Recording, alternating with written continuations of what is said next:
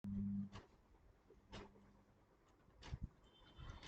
hey guys, welcome to the session of Target Olympiads and आज मैंने किया है क्रोमा कट। वीडियो में आप लोगों को क्या होता था कि जैसे मैं यहाँ पर लिख रहा है इस तरफ, मतलब जहाँ मेरा वीडियो है, मान लो यहाँ वीडियो मेरा, मैं यहाँ पर लिख रहा हूँ तो मेरा वीडियो के कारण वो पीछे का स्लाइड दिखता है नहीं था, इसलिए मैंने क्रोमा कट कर दिया और ऑब्वियसली आपको उसमें हेल्प होगा। तो आज हम लोग का चैप्टर होने वाला है फ्रेंच रेवोल्यूशन, और फ्रेंच रेवोल्यूशन को हम लोग डिटेल में पढ़ेंगे और उस स्टोरी की तरह समझेंगे। तो स्टार्ट करते हैं फ्रेंच रेवोल्यूशन बिना किसी देरी के। देखो, मुद्दे पे आता है डायरेक्टली। फ्रेंच रेवोल्यूशन हुआ कब? फ्रेंच रेवोल्यूशन हुआ 1789 में। ओके, फ्रेंच रेवोल्यूशन हुआ 1789 में। रिवॉल्यूशन, रिवॉल्यूशन मतलब विद्रोह, मतलब the people living in the France were not happy with the king. ठीक है, नॉट हैप्पी, इसी कारण रेवोल्यूशन हुआ, विद्रोह, not happy with the king. Okay, with the king. Okay, इसीलिए हो गया विद्रोह। अभी हुआ कैसे, देखो। तो स्टोरी को स्टार्ट करते हैं हमारे कैरेक्टर से। तो यहाँ पर था हमारा लुइस 16। तो यहाँ पर हमारा कौन आएगा? LOUIS 16। तो फ्रांस को उस समय का लीडर था लुइस 16। लुइस 16 ने at the age of 20, at the age of 20, at the age of 20 married Marie Antoinette. Married to whom? Spelling mistake को माफ करना भाई। Marie Antoinette. तो लुइस 16 ने 20 साल में, जब जब लुइस 16 का 20 साल हुआ तो उसने मैरी एंटोनिटी से मैरी कर लिया, मैरी एंटोनिटी। अब देखो, लुइस 16 कौन सा था? लुइस 16 था फ्रेंच पीपल, फ्रांस का। और मैरी एंटोनिटी थी ऑस्ट्रेलिया। ये हो गया अगला पॉइंट। अब ये तो सब बेसिक बात स्टोरी के कैरेक्टर्स को मैंने बताया। अब स्टोरी था, अब स्टोरी क्या था उसमें आते हैं। तो क्या हुआ, लुइस 16 और मैरी एंटोनिटी एक लग्जरी लाइफ जी रहे थे। They are living a luxury life. Okay, and इस luxury life in Versailles, in Versailles, और इस लग्जरी लाइफ में वो अपना कोर्ट बड़ा कर रहे थे, अपना कैसल बड़ा कर रहे थे, एंड एंड एवरीथिंग, जो कि एक्सपेंस कर नहीं भी कर सकते हम, उसको भी कर करके पैसा बर्बाद करते थे। मैं ऐसा लिख सकता हूँ, पैसा बर्बाद, पैसा बर्बाद। ठीक है, पैसा बर्बाद कर रहा था कौन? लुइस 16। लुइस 16 कर रहा था पैसा बर्बाद। पैसा बर्बाद से क्या हुआ, एनुअल बजट ऑफ फ्रांस गिर गया, फ्रांस गिर गया। अब चाहिए था लुइस 16 को पैसा अपनी लग्जरी लाइफ को फुलफिल करने के लिए। तो पैसा लाने के लिए उसने मेन काम कर दिया, टैक्स बढ़ाना। And this starts the French revolution. तो देखो क्या हुआ, उसने जब टैक्स बढ़ाने की बात कर दी तो ऑब्वियसली टैक्स ऐसे बढ़ा नहीं सकता था। ये क्या हो गया, उसने बात किसकी कर दी? अब भाई उसे पैसा, उसको कम पड़ रहा है, उससे पैसा चाहिए, तो उसने टैक्स बढ़ाने की बात कर दी। तो ये तो हो पाने के लिए उसे बहुत लोग से पूछना था। तो उस समय फ्रांस का सोसाइटी कैसा था पहले वो समझते हैं हम लोग। तो उसमें फ्रांस के सोसाइटी में तीन टाइप्स के लोग रहते थे। Clergy, nobility and, clergy, nobility and हमारा normality.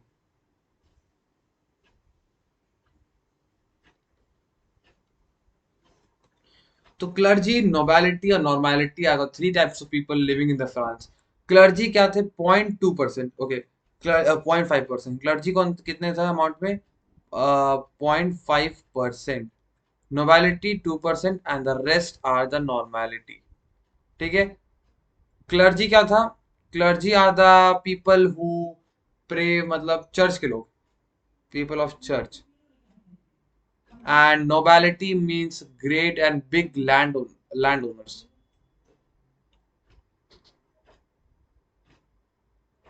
And normality are the rest of the people, the rest people, normal people, common people. Okay, so ये मैं रिवाइजन कर रहा हूँ। अब देखो आगे, तो क्या था क्लर्जी, क्या था? क्लर्जी था चर्च का पीपल, हाँ, चर्च के रहने वाले लोग। चर्च के रहने वाले लोग अपने आप को चर्च जीसस क्राइस्ट का भक्त दिखा के या जो भी है करके उसे अलग से टैक्स मिलता था, दी थी। ठीक है, H T H E T H I S tax.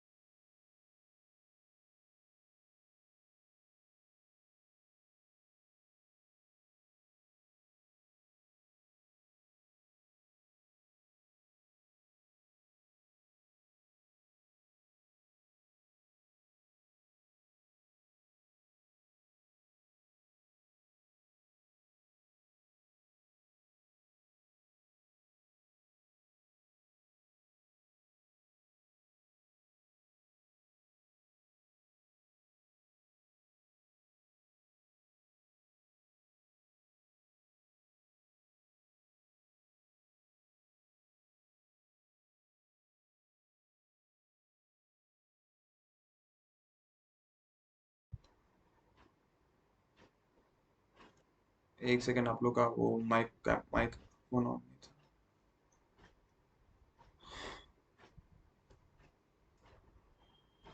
तो यार, मैंने माइक्रोफोन ऑन करना भूल गया था और बताना चालू कर दिया था।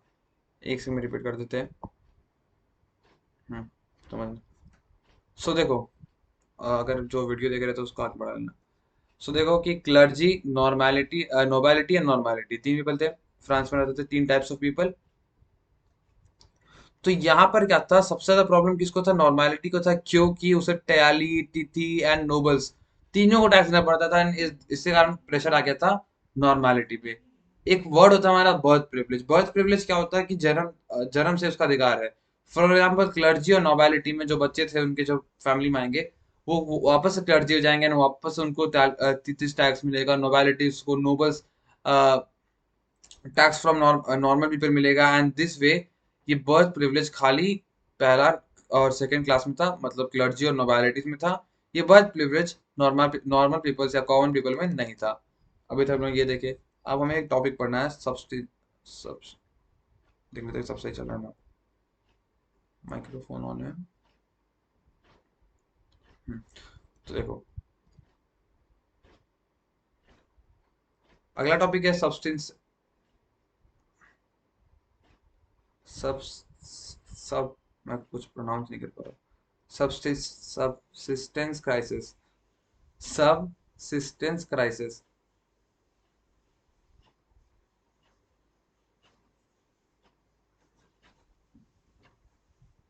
तो ये क्राइसिस क्या है?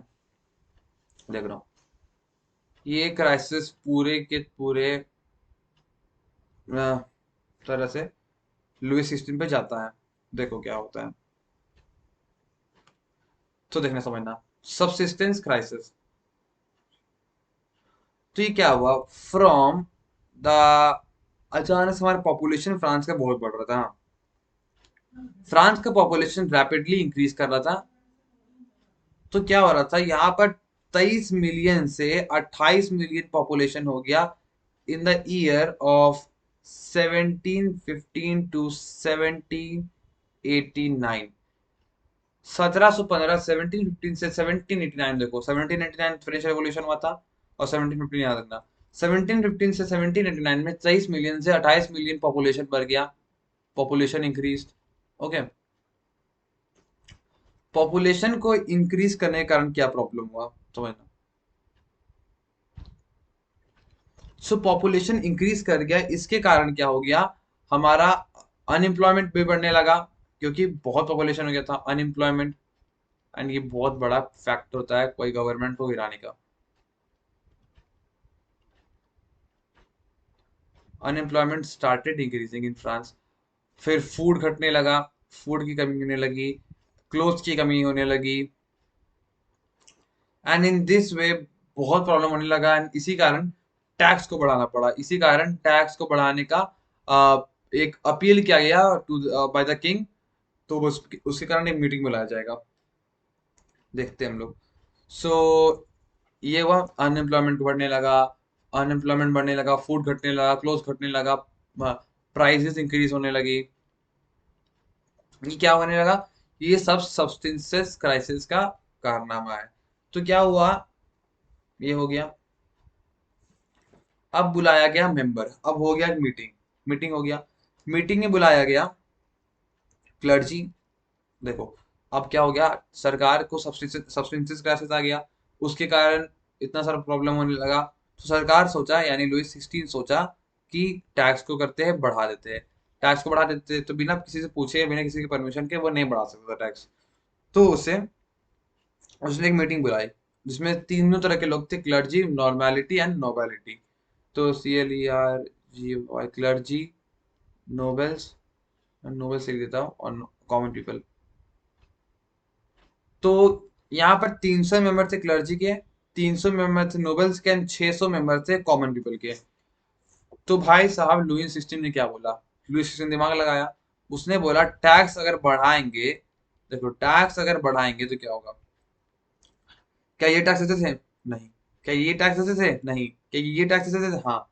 तो सिर्फ टैक्स हमारा कॉमन पीपल देता है, नोबल्स को टैक्स देना ही नहीं है, वो उसको टैक्स मिलता है उल्टा, क्लर्जी को टैक्स देना ही नहीं, उसको टैक्स मिलता है उल्टा।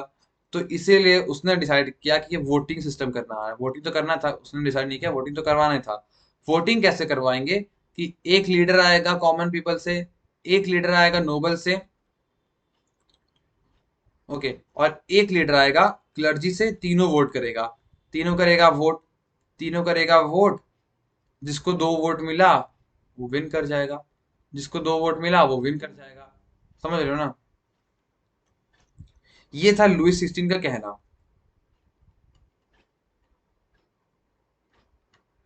पट अब क्या हुआ, अब क्या हुआ, ये भी तो बुड़बक नहीं थे नहीं, ये बोले नॉर्मल पीपल कि अगर ऐसा होगा तो ऑब्वियसली जीतेगा कौन, जीतेगा कौन, लुईस 16, मतलब वो दोनों मिलकर लुईस 16 को जिता देंगे, टैक्स बढ़ जाएगा। बट ऐसा होना नहीं चाहिए, उसने बोला 1 पीपल 1 वोट, उसने बोला, कॉमन पीपल ने बोला, कॉमन पीपल ने बोला 1 पीपल 1 वोट, मतलब 6 to 12, 1200 लोग इलेक्शन में वोटिंग करेंगे, and जिसका ज्यादा वोट आएगा वो जीत जाएगा, ये बोला नॉर्मल पीपल ने। एंड लुईस सीसन जान गया था अगर ऐसा होगा तो हम लोग हार जाएंगे, तो इसलिए बोला कि ऐसा नहीं होगा। तो उसके बाद क्या हुआ, कॉमन पीपल ने क्या किया, वो सारे लोग बाहर निकल के आ गए टेनिस कोर्ट ओथ में, टेनिस कोर्ट ओथ में, वो टेनिस कोर्ट में आके धरना प्रदर्शन कर दिए, बोल दिए कि हम जहां से निकलेंगे नहीं जब तक तुम मेरे को मेरा अधिकार नहीं देते हो। तो उसने क्या किया वहां पर का, उसमें, बस एक बात समझो, ये जो नॉर्मेलिटी भी था, मतलब ये नॉर्मेलिटी भी जो था, उसमें जो 600 मेंबर आए थे कौन थे, नॉर्मेलिटी के ऊपर के लोग। नॉर्मेलिटी में कौन कौन लोग हैं, नॉर्मेलिटी में भी होते हैं ऊपर के लोग, मतलब जो रिच कोई जॉब करते हैं जैसे डॉक्टर, इंजीनियर्स, एंड उसमें भी कोई रिच लोग होते हैं ना, नॉर्मेलिटी में भी रिच लोग हैं, एंड ये इसका भी आंकड़ा कम है रिच लोग का, और पुअर लोग है। तो यहाँ पर कौन आएगा नॉर्मेलिटी को रिप्रेजेंट करने? पुअर थोड़ी ना आएगा, यहाँ पर ये लोग आएंगे। नॉर्मेलिटी के भी, नॉर्मेलिटी जो नीचे का होता है उसमें भी ऊपर के लोग आए थे रिप्रेजेंट करने नॉर्मेलिटी को। ये बात समझा दी मैंने बताना भूल गया था। आगे बढ़ते हैं। तो टेनिस कोच ओथ में वो लोग ने बोल दिया कि भाई हम लोग हटेंगे नहीं, एंड हम लोग को यही रहना है जब तक हमारा मांगी पूरी नहीं होगी। उसके बाद उसको लीड कौन कर रहा था? उसको लीड कर रहा था एबीसीएस एंड मीरा व्यू। इसको लीड कौन कर रहा था? टेनिस कोच ओथ। ओके। उसको लीड कौन कर रहा था? Mirabeau and Abbé Sieyès. Okay, done. तो ये दोनों उसे लीड कर रहा था, एंड वो सब क्या किए वहीं पर, वो सारे लोग मिलकर एक असेंबली बना ली, एक असेंबली बना ली जिसका नाम हो गया नेशनल असेंबली। वो लोग मिलकर एक असेंबली बना ली जिसका नाम हो गया नेशनल असेंबली। एंड बाद में जाके लुइस सिक्सटीन मान नहीं रहा था, बट इतना ज्यादा हंगामा बढ़ गया कि लुइस सिक्सटीन को उसकी बातें माननी पड़ी। मैं थोड़ा सा बुक से पढ़ के बताता हूँ, एक सेकंड। बुक तो कुछ दिखने रहा, देखे पर। अरे वाह, ठीक है चलो मैं वो पढ़ता हूँ रीडिंग। तो क्या हुआ, नेशनल असेंबली उन्होंने बना लिया, एंड क्या हुआ, अंतिम में लुइस सिक्सटीन को मानना ही पड़ा उनकी बातें, और टिथीज को अबॉलिश कर दिया गया, एंड फेडरल सिस्टम को अबॉलिश कर दिया गया इन 1789, 1789 में, and national assembly is formed. And यही हुआ। चलो देखो क्या हुआ, सुनना। हाँ। तो इन 1789, जो कि हम लोग फ्रेंच रेवोल्यूशन के नाम से जाने जाते हैं, इन 1789 तिथीज, मतलब टैक्स टैली तो देना ही है स्टेट को, तुम तिथिस बंद कर दो। क्या लिख रहे हैं? तिथिस, और तुम नोबल्स को पैसा देना बंद कर दो।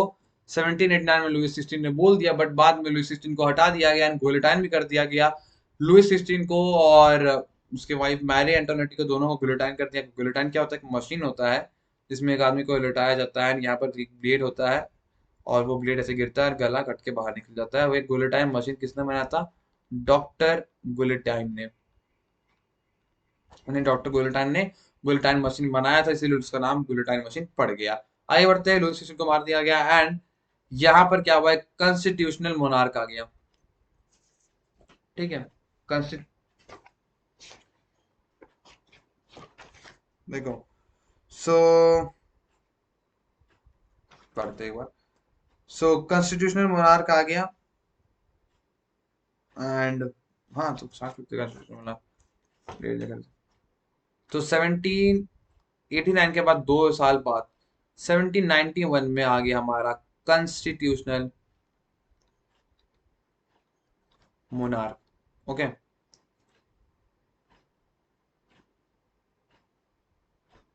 कॉन्स्टिट्यूशनल मोनार्क में क्या हो गया कि all the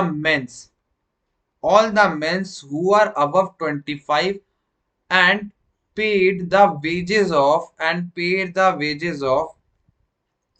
wages equal to the work of 3 labor days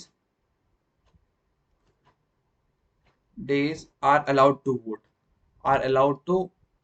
vote। भाई साहब, भाई साहब, उसने इतना बड़ा लाइन दिया, उसमें कितनी सारी बातें छुपी हुई है। उसमें एक लाइन बोला कि ऑल द मैन मतलब क्या हुआ? अब मैं उसकी नेगेटिव एस्पेक्ट्स को यहाँ पर लिखता हूँ और आपको डिटेल बताऊंगा। ऑल द मैन मतलब वुमेन्स को वोट देने का अलाउ नहीं है। अबव 25 मतलब बिलो 25 नहीं देंगे वोट, बिलो 25 नहीं देंगे, नहीं देंगे। Who have paid the wages of work of 3 labour days, मतलब पुअर को वोट देने का मौका नहीं मिलेगा। मतलब क्या हुआ, उसने वुमेन, छोटे लोगों को और पुअर को हटा दिया। मैं बिलो 25 को ज्यादा वैल्यू नहीं दूंगा क्योंकि ये मतलब बात नहीं है डिस्क्रिमिनेशन वाला, बट पुअर और वुमेन को हटा दिया गया, ये था डिस्क्रिमिनेशन की बातें। एंड यहाँ से ये कह नहीं सकते कि इसका कॉन्स्टिट्यूशनल मोनार्क सही है। तो इसने ये किया। तो और इसने क्या बोला कि ये जो लाइन को फॉलो कर रहा है, ये जो फॉलो करेगा, मतलब मैन होगा, 25 साल का से ऊपर का होगा, और अपना वेजेस दिया रहेगा 3 लेबर डे का, तो उसको हम लोग बोलेंगे एक्टिव। ठीक है, उसको हम लोग क्या बोलेंगे? Active citizen. उसको हम लोग क्या बोलेंगे? Active citizen. एंड इसके अलावा कोई बोलेंगे द रेस्ट। रेस्ट मतलब क्या हुआ? ये सब आ गए, वुमेन बिलो 35, पुअर, ये सब रेस्ट में आ गया। Rest is known as passive citizen. ये क्या हो गया? Passive citizen. सो ये होगी बातें। France become a republic. अब देखो आगे क्या होता है। सो देखो, although Louis XVI has signed the constitution, he entered to the second negotiation of। अभी अभी लुई 16 को मारा नहीं गया है, अभी आते हैं। अभी कॉन्स्टिट्यूशनल मोनार्की बना है बस, क्योंकि मोनार्क यहाँ लगा हुआ है। सो लुई 16 ने क्या कर दिया? वॉर करा दिया अगेंस्ट पर्सिया एंड ऑस्ट्रिया। इसके कारण क्या हो गया? बहुत ज्यादा मारपीट हो गया। एंड दस दस दस अब यहाँ लुई 16 को मारा जाएगा और खत्म किया जाएगा। देखो, लुई 16 ने टैक्स भी नहीं बढ़ा पाया, पैसा ऑलरेडी कम हो रहा था और कम होते जा रहा था और कम होते जा रहा था। देन अब हो गया गेम।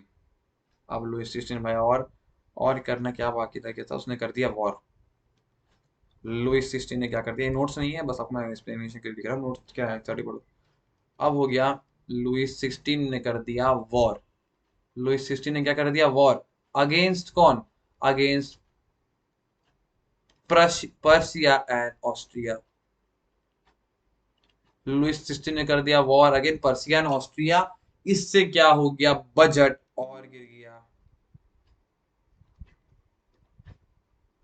इससे क्या हो गया? बजट और गिरने लगा एंड लॉस होने लगा। बजट और गिरने लगा और लॉस होने लगा। ये वॉर कर दिया। इसके बाद क्या हो गया? इसके बाद एक यहाँ पर एक पॉइंट मेंशन किया हुआ है, रॉबर्ट डी लैजली और मार्सी लैज मार्सी लैजली मार्सी लैजली। तो यहाँ पर क्या हो गया? उस फाइट के दौरान वहां का नेशनल एंथम उभर के आया, जो कि रॉबर्ट डी लैजली ने गाया था। The name of the national anthem is Marseillaise. Book में लिखा मिल जाएगा। उसके बाद क्या हो गया? कितनी प्रॉब्लम क्रिएट करने के बाद लुइस 16 को हटा दिया गया। एंड उसके बाद वहां पर क्या हुआ? पॉलिटिकल क्लब, वहां बहुत सारे पॉलिटिकल क्लब्स भी थे फ्रांस में। इन फ्रांस, स्पेलिंग कैसे होगा? बहुत सारा पॉलिटिकल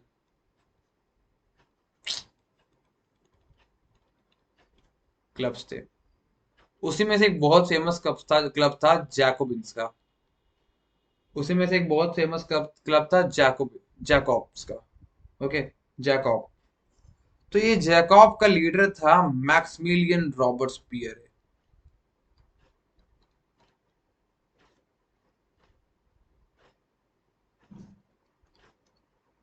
इस जैकॉब का लीडर कौन था? Maximilian Roberts Pierre. And Roberts Pierre भाई साहब गेम कर दिया। ये लोग थे, मानते थे कि ये लोग बहुत गरीब है। गरीब है मतलब ये लोग थे पुअर, और काम भी ऐसा किया कि सबको पुअर बनाने का था। एंड देखो, so they call them sans क्लियोरोटिस।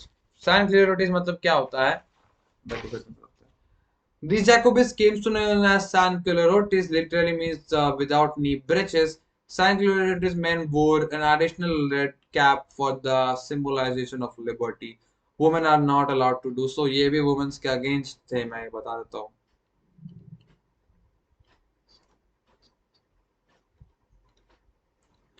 सो इसे सैन क्लेरोटिस बोला जाता था, मतलब ये रेड कलर के कैप पहनते थे एंड नी ब्रिजेस पहनते थे। तो ये रेड कलर की कैप एंड नी ब्रिजेस पहनते थे, इसलिए इसे सैन क्लेरोटिस बोला जाता था।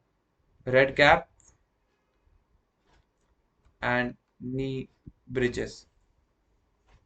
इसका इमेज मैं दिखा देता हूँ गूगल में। इसका मतलब क्या? एक देख लो, छोड़ो यार, समझ आ जाएगा, चेक कर लो गूगल में। कॉपीराइट लेने चांस आता है तो गूगल वूगल नहीं खोलना चाहता स्ट्रीम में। यूट्यूब भी बहुत टाइट रखता है। ओके, देखो, सो मैक्सिमिलियन रॉबर्ट्स पियरे अपने आप को सैंस क्यूलोरोटिस बोल देते। ओके, आगे बढ़ते हैं। Done done. सब तो ये आ गया लीडरशिप में। अब क्या किए, सबसे पहले आने के बाद क्या किए देख लो, फिर पढ़ते हैं। सो अब ये क्या किया, लुइस 16 का अगेंस्ट आप कि लुइस 16 वापस जाता में ना आ जाए। इसके कारण क्या किया, ऑन 21 सितंबर 1972। आप देखो 1971 में 1971 में आपका हुआ था कॉन्स्टिट्यूशनल मोनार्क। 1972 सॉरी 1792 1972 बोलते 1792 में क्या किया, फ्रांस के लुइस 16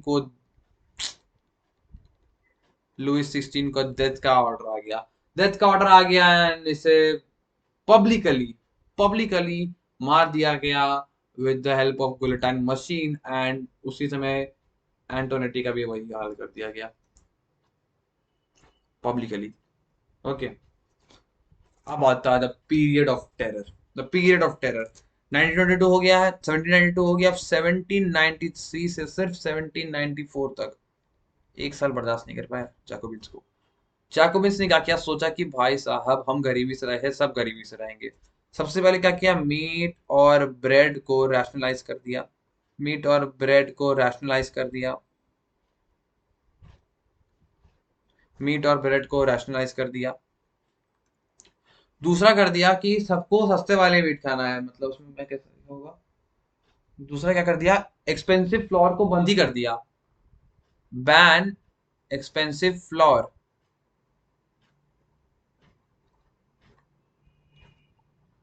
मतलब तुम्हें आटा खाना है तो तुम्हें सस्ते वाला खाना, महंगे वाला नहीं खाना है, ताकि पुअर तुम सब पुअर की तरह जियो। और ये वाह, इसके बाद क्या हो गया, उसने सर और मैडम बोलना बंद करवा दिया। को बोलना बंद करवा दिया, सर मैडम बोलना बंद करवा दिया। चर्च को बंद करवा दिया गया। Churches were shut down. Churches were shut down. और चर्च को बंद करवाने के बाद उसमें क्या हुआ, उसमें बराक्स एंड चर्च में क्या बनाने लगा, in churches only barracks and offices and वो सब बनाने लगे। बराक्स, ऑफिस। चर्च को ही ऑफिस बना रहा था। तो मतलब वो चर्च के अगेंस्ट था, वो रिच के अगेंस्ट था, वो था Maximilian Roberts Pierre. And Maximilian Roberts Pierre के ये सब कारण उसे भी गुलटाइन कर दिया गया, मतलब उसे भी मार दिया गया। गुलटाइन नहीं, 1794। मतलब वो सिर्फ एक साल शासन कर पाया, इतना गलत का इतना मतलब वो कर दिया कि उसके पीरियड को भी द रीजन ऑफ टेरर बोला जाता है। मतलब टेरर का पीरियड था and उसे मार दिया गया 1794। आगे बात करते हैं डिक्टेटरी रूल। अब क्या हुआ भाई देखो, फ्रांस का ये जो हाल बनते जा रहा था कि कोई संभाल नहीं पा रहा था, तो उन्होंने प्लान किया, द कॉन्स्टिट्यूशन मोनार्क ने सबने प्लान किया कि एक ऐसा रूल चलाते जिसमें एक नहीं पावर ज्यादा, एक से ज्यादा के पास हो। उससे क्या होगा कि वो डिसीजन लेंगे तो गलत डिसीजन नहीं होगा। अगर एक आदमी गलत बोलेगा भी तो उसे चार लोग मना करेंगे या कुछ और लोग मना करेंगे। तो उसने बनाया dictatory rule. Dictatory rule, directory rule, dictatory sorry बोल देते हैं, directory, directory rule. Directory rule का मतलब क्या सब समझोगे, डायरेक्टरी रूल मतलब क्या हुआ।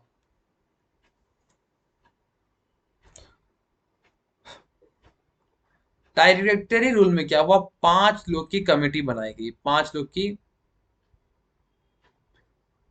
कमेटी बनाई गई। एंड ये लोग को 5 मेंबर रहे। 5 मेंबर को दो इलेक्टिव लेजिस्लेटिव काउंसिल दिया गया। इन लोग को दो इलेक्टिव लेजिस्लेटिव काउंसिल दिया गया। एंड यहाँ पर इन 5 मेंबर को बोला गया कि तुम ही रूल करोगे and dismiss all of them. But वो क्या हुआ, इतना ज्यादा कॉन्फ्लिक्ट होने लगा, वो 5 लोग सूट कर रहे थे। एक बोल रहा था ये करना है, दूसरा बोल रहा था ये करना है, तीसरा बोल रहा था ये करना है। इसमें इतना कॉन्फ्लिक्ट हुआ कि डायरेक्टरी रूल को भी बंद करना पड़ा। And that's a problem of the directory rule. Directory rule में आपको याद इतना रखना है कि अगर लिखने को आ जाए तो लिखना 5 लोग थे। उन 5 लोग के लिए 2 लेजिस्लेटिव काउंसिल बनाया गया था, 2 लेजिस्लेटिव काउंसिल बनाया गया था, and there were problem amongst the 5 people, and due to that the directory rules also closed. अब बात करते हैं नेपोलियन बोनापार्टे की। ये एक डिक्टेटर था। सो नेपोलियन बोनापार्टे स्लेवरी के लिए बात करेंगे। बोनापार्टे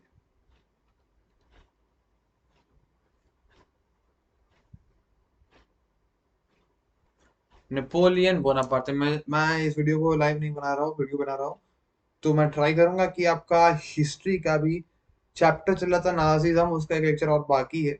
तो मैं ट्राई करूंगा कि नाजिज्म पहले बना लूँ, वो सब अपलोड कर दो, फिर इस वीडियो को अपलोड करूंगा। अगर नहीं भी हुआ तो मैं विश्वास करो, पहले ये वीडियो अपलोड कर देते हैं, उसके बाद नाजिज्म आराम से अपलोड कर देंगे। ठीक है। सो देखो, नेपोलियन बोनापार्टे एक अच्छा रूलर था। वो एक अच्छा वाला तो डिक्टेटर था, वो वाली कहता हूँ।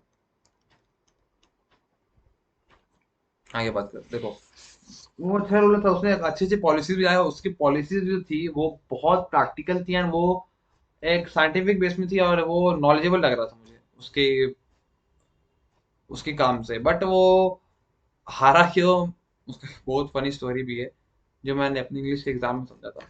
आगे मैंने पढ़ता हूँ, पहले बताता हूँ देखो। सो वो 1804 में रूल करने को आया। कब आया रूल? 1804 में।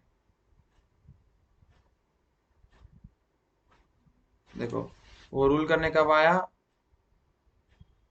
1804 में। तो 1804 में जब वो रूल करने आया, तो क्या हुआ, he crowned himself the emperor of France, and France का एम्परर बनने के बाद उसने तीन चार की पॉलिसी लाई कि प्राइवेट प्रॉपर्टी को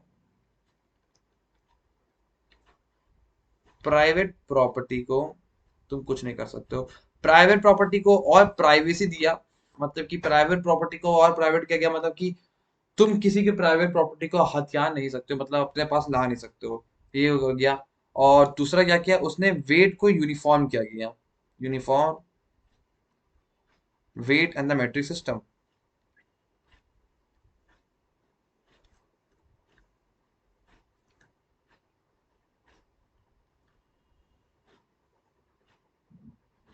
मतलब देखो भाई, फ्रांस के कोई एक पार्ट में चल रहा था कि 1 केजी 900 ग्राम के बराबर था। मतलब कोई पत्थर से नापता था, कुछ भी होता था, मुझे नहीं पता।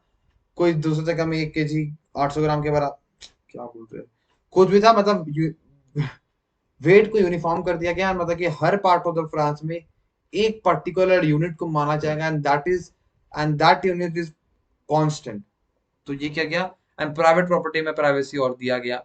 और ये था नेपोलियन बोनापार्टे का काम। बट एट 1850, सो इसने बड़े टाइम तक रूल किया है, 1804 से 1815 तक, जितना फ्रांस के लिए बहुत बड़ा टाइम था।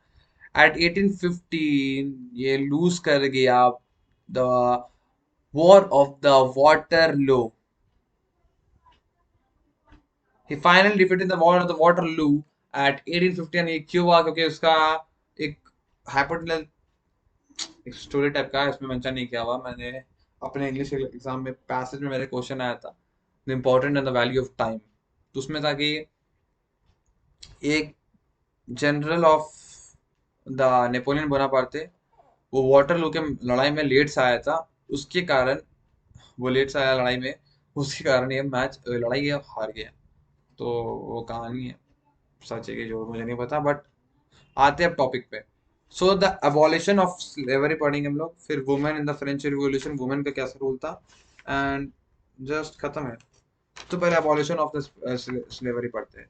आज मेरा ट्राई रहेगा बेस्ट कि मैं आज को खत्म कर पाऊँ। ठीक है, the abolition of slavery. Abolition of slavery. तो भाई स्लेवरी है क्या?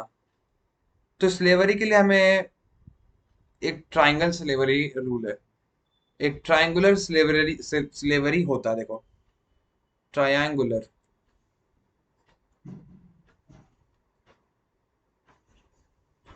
ये यहाँ पर हमारा हो गया फ्रांस। अब वर्ल्ड मैप लो और समझो इसको, वर्ल्ड मैप लो और समझो। ये हो गया फ्रांस, ये हो गया हमारा अफ्रीका, और ये हो गया हमारा अमेरिका।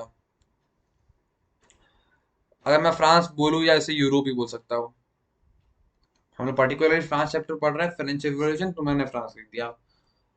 तो यूरोप से अफ्रीका से अमेरिका, तीन कॉन्टिनेंट को मैंने एक लाइन से जोड़ा, एक इमेजिनरी लाइन से जोड़ा, and that time makes the triangular rule of slavery. Slavery क्या होता था? फ्रांस से, फॉर एग्जांपल मैं बोल रहा हूँ, फ्रांस से कुछ स्लेव्स आते थे। स्लेव्स से समझो नौकर, उसे काम करवा देता था। वो आए अफ्रीका में, अफ्रीका में कोई माइंस हुआ तो माइंस भी को होते हैं, उससे मान लो कोयला का मैंने कोल निकाले, उसे सेल किए, एंड इनकम आया तो उसमें कोई हुआ, मतलब स्लेवरी समझ रहे हो आप? बेसिक नॉलेज इतना होगा। तो स्लेवरली कुछ कुछ ये कॉलोनीज में किया जाता था, and उस आइलैंड्स का नाम था कैरेबियन आइलैंड। कैरेबियन आइलैंड हमारा San Domingo, San Domingo, okay. Caribbean island, San Domingo, Martin Martinique, and ये सब था। Caribbean island, San Domingo, Caribbean island and San Domingo and Martinique and कुछ था और। बेसिकली ये सब islands थे, इसी में स्लेव्स को भेजा जाता था, एंड उनसे चीजें मंगवाया जाता था, सच एज टोबैको,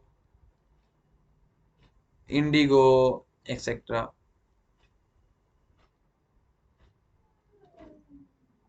एंड ये सबका स्लेवरी से मतलब आगे पास आदान प्रदान किया जाता था। तो स्लेवरी को अबॉलिश कर दिया गया था, अबॉलिश मतलब खत्म कर दिया गया था, बाई अबॉलिश बाई। स्लेवरी को खत्म कर दिया था, किसने खत्म किया था? Abolished by Maximilian Robert Spear. तो मैक्समिलियन रॉबर्ट स्पीयर गरीब को बहुत चाहते थे, इसलिए उसे लगा कि बहुत बुरा और उनके साथ। तो मैक्समिलियन रॉबर्ट स्पीयर ने स्लेवरी को बंद कर दिया, बट वापस री इंट्रोड्यूस,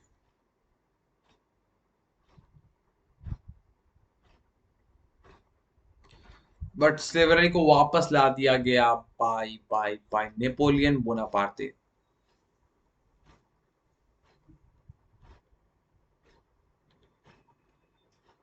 ठीक है, आगे बात करते थे नेशनल असेंबली एंड ये सब तो हो गया। तो द अबॉलिशन ऑफ स्लेवरी हो गया। अब शिट, एक सेकेंड,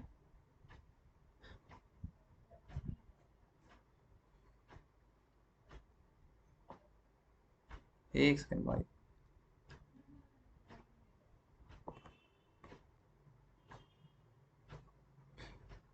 मैं देखता हूँ, एंटर कर लूंगा। कुछ हो गया होगा, कैमरा से तो फर्क नहीं पड़ता था, मैं तुम्हारा मोटिव है पढ़ना। ठीक है, आते हैं। हम्म। तो इससे बोला जाता था द ट्रायंगुलर साइकिल स्लेवरी। आगे बात करते हैं, देखो द फ्रांस में हुआ क्या। ये सब तो हो गया, तो यही थी फ्रांस की स्टोरी। यही थी, मतलब कि देखो, लुइस 16 से वो चला, फिर लुइस 16 जो लग्जरी लाइफ जी रहा था, उसके कारण उसे टैक्स बढ़ाना पड़ा, एंड सब्सिस्टेंस क्राइसिस हो गया from 1715 to 1789। And in subsistence crisis में क्या हो गया, टैक्स को बढ़ाना पड़ा, उसके कारण मीटिंग मीटिंग हेल्ड हुआ, एंड उस मीटिंग में क्या हुआ कि हमारा नॉर्मलिटी लोग विद्रोह कर दिए, एबीसीएस एंड लोग करके, और नेशनल असेंबली अपने आप को घोषित कर दिया। एंड नेशनल असेंबली जब वो घोषित हो गया, तो नेशनल असेंबली आखिर में लुइस सिक्सटीन को झुकाई दिया, और तिथिस को और नोबल्स टैक्स को बंद करवा दिया गया।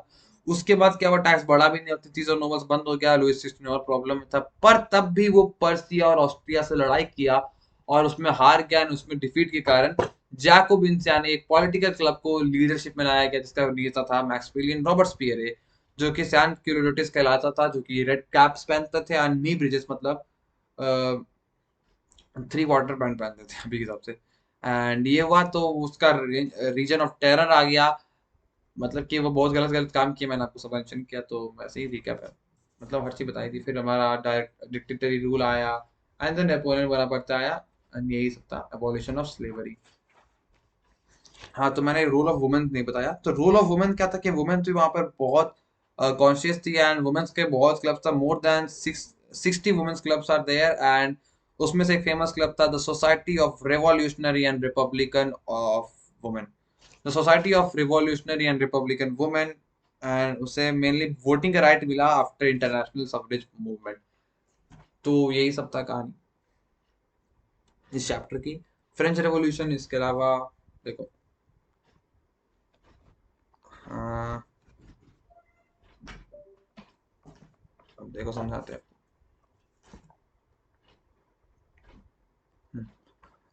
फ्रेंच रेवोल्यूशन को मैंने आपको बता दिया। अब इसी चीज को एनसीईआरटी से लाइन बाय लाइन पढ़ लो कि जो भी हल्का फुल्का मिसिंग थिंग होगा वो आप क्लियर कर लोगे ना, आपका फ्रेंच रेवोल्यूशन मास्टर हो जाएगा। तो यहीं पर मैं फ्रेंच रिवॉल्यूशन का एंड करता हूँ। और अगर एसएसटी की आपको क्वेश्चन सीरीज चाहिए जो कि मैं एडवांस लेवल एनटीएससी के लेवल का क्वेश्चन सीरीज होगा चाहिए तो बोलिए, मैं वो भी ले आऊँगा। Till then French revolution end हो गया, वन शॉट वीडियो था। Till then thank you, bye bye and चलो बाय। बैटरी भी कम हो गया, चलो ठीक है बाय। Chapter over.